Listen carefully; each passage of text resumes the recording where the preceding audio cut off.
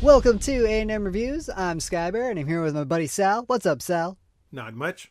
And we're here with Movie Roundup. These are movies that we didn't have time to do a full review of, so this is just a short recap.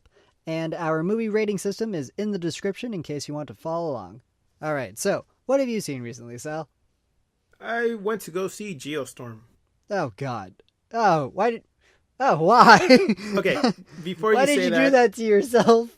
I did it because I wanted to see a movie that I wanted to shut my brain off, not worry about the science and stuff because I know it's not accurate. I actually noticed something in it. There's a reference to one of Gerard Butler's movies, Rock and Rolla. Yes. Oh, yes. Yeah. So they're in the space station. He gets up there and he starts talking to the staff and saying, we need to check out a satellite, why it malfunctioned. Somebody in the staff says, oh, but there's like different types of satellites. And he says, run down the list or something.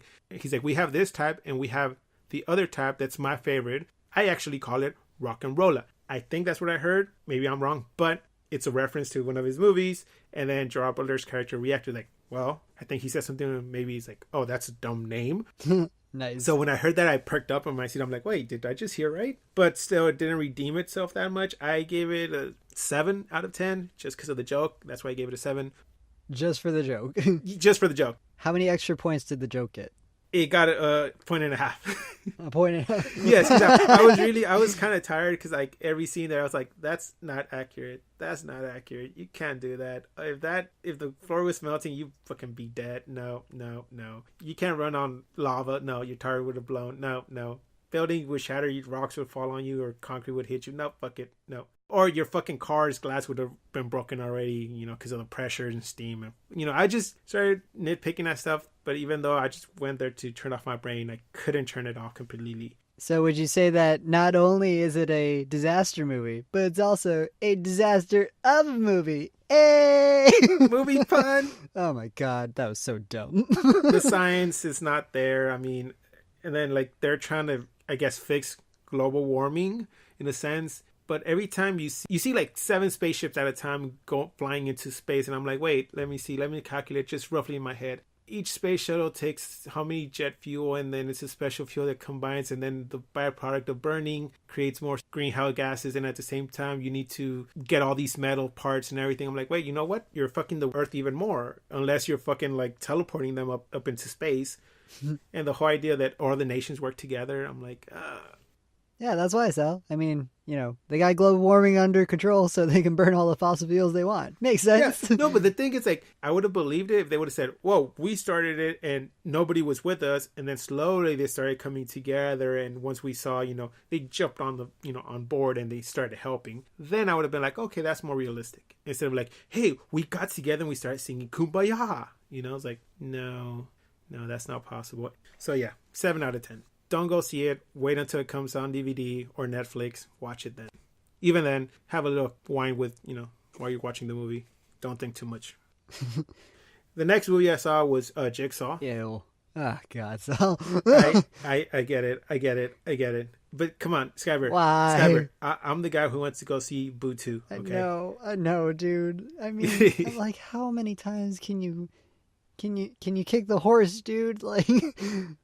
Yes, and that's the other point. I went to see it because it came out, around Halloween.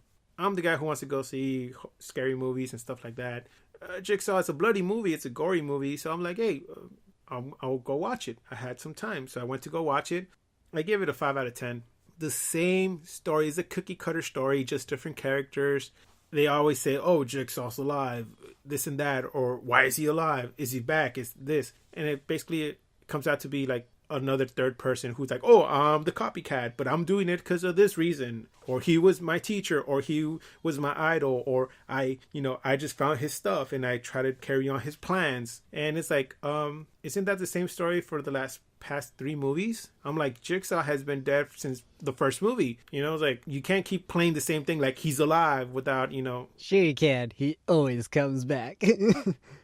He died of cancer. So you can't basically be like, he survived because he had his cancer cured by a magical medicine. No. You mean radiation? It's called chemo, Sal. No. The thing is that he was beyond chemo. Chemo couldn't help him. So well, they found that super chemo. super chemo. Then he would have been on board with the space station with Gerard Butler in the last movie. So, it's fucking bullshit. The thing is that like the movie just tries to like throw you off course at every turn. And my thing is like, okay, what if this trap would have not worked the way it would have worked? You can't basically lead them into the next room. There's a scene that they're in the side of barn. They have picks. You see light coming through the cracks of the barn. Why the fuck don't they get the picks and break down the wood? It's not that fucking strong. Plus, there's saws there. Why can't they use the saws or the blades to cut down the wood? I know it's gonna take time, but guess what? It's possible. It's doable.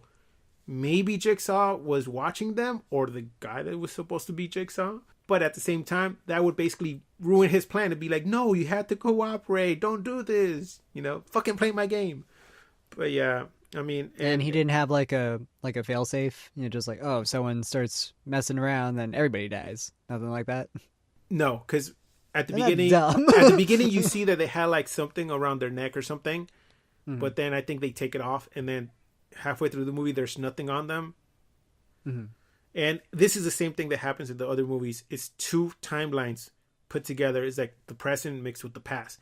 So at the end, it reveals itself like, you were watching the past and this is the present, but you thought you were watching one timeline. Oh. And I'm like, you did that in the other movies. It's not fucking surprising anymore. It's always surprising. It's brand new, Sal. You ain't seen nothing yet. No, I'm like, I went to see it expecting that I can turn off my head and be just like, I'm going to see blood and gore and stuff like that. But then the story came into play and I'm like, no, you try to put a story in there. Don't do that. I'm like, you're horrible. So yeah, I gave it a 5 out of 10. And what about you, Scabber? What other movies have you seen? I finally got around to watching American Honey. It came out last year. And yeah, it was okay. I mean, the whole movie is about this girl who's homeless and taking care of some kids, and then like she sees some party van, and then she's like, "Hey, can I come with?" And they're just like, "Yeah, sure." And then it's just her just hanging out with all these people in this van, and then Shia LaBeouf for 3 hours, and then that's it. How is Shia LaBeouf's acting? I mean, he's Shia LaBeouf. He does his good Shia LaBeouf performance. Okay. I mean, couldn't really complain. But all right, that's good. Yeah, I mean, like there wasn't any real like character growth or development really. Like, yeah, so it was just okay. So I mean, a lot of it was improvised too. Oh, okay. So the pacing was it constant? Was it slow? Was it a little fast? Or I don't know. It just felt like scenes kept repeating itself because it's just like, all right, it's like we're in the van, we're watching these assholes do their thing, and then they're selling magazines, and then it's Shia LaBeouf, and then there's drama with Shia LaBeouf, and then we're back in the van, and just repeat. Like a loop over. Oh, okay. But the story in itself was it had an ending and midpoint and beginning. It didn't really have an ending at all. It didn't have an ending. It was just like done. And it's like, oh, okay, it's over now. Well, that sucked. I guess I'll get up from my seat now. Yeah. I give it like a 5.5 to 6. Yeah, and I was super excited for this movie too because it's Andrea Arnold's new movie, and I love Andrea Arnold. I think she's a terrific director, but with this movie, I was like, man, not quite there for me. Okay. And then just the other day, I saw Loving Vincent. I heard about that. Yeah. Oh my God, Sal. It is an unreal movie. Like, it was just so beautiful to watch, and it was just so.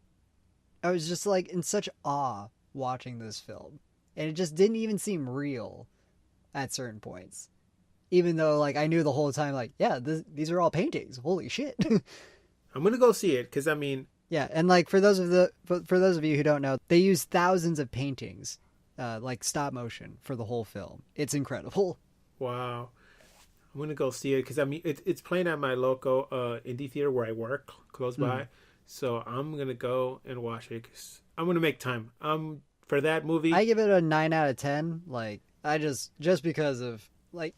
Even just for looking at the artwork alone deserves a 9 out of 10. Let alone, like, just watching the movie is an incredible experience. Wow. I'm definitely going to go watch it. So that's it for Movie Roundup. Social media is in the description, and hit us up if you have any questions. And remember, keep watching movies.